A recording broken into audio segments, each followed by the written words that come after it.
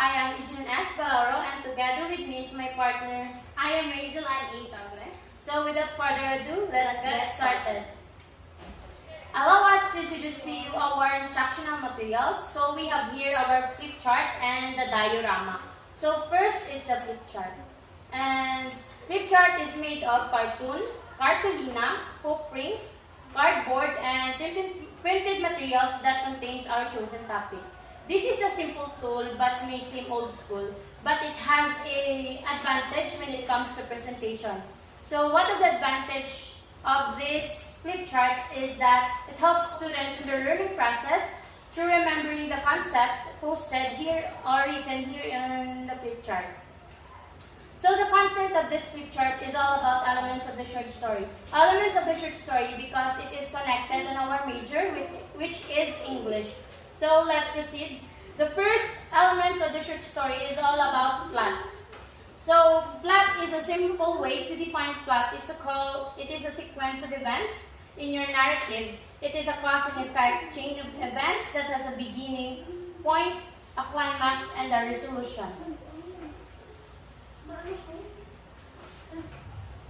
So the next page is the succinct stages of the plot. So when we say succinct, it is the summary of the story. So first is the exposition.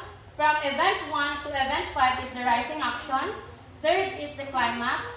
Fourth is the falling action, and last one is the resolution. So we paste here the summary of the Three Little Pigs, which is our chosen example of a short story.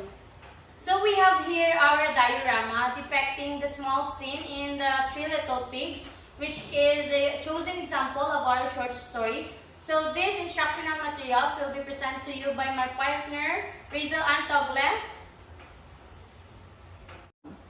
So this is our diorama. Our diorama composed of a box, a printed picture of the three little pigs with their houses, and the antagonist, which is the wolf. So a diorama is a life-size exhibit of a wildlife specimen or a scene with natural and realistic surroundings and a painted background. This diorama shows how the story evolved in the forest. So as we all know, the three little pigs decided to build their houses. The first pig decided to build his house using with the sticks, and the second pig decided to build his house with the use of straws. Unfortunately, it was blown away by the wolf.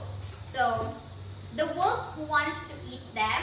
So luckily, they have the other siblings who made his house with the use of bricks, and this house cannot be destroyed by the wolf.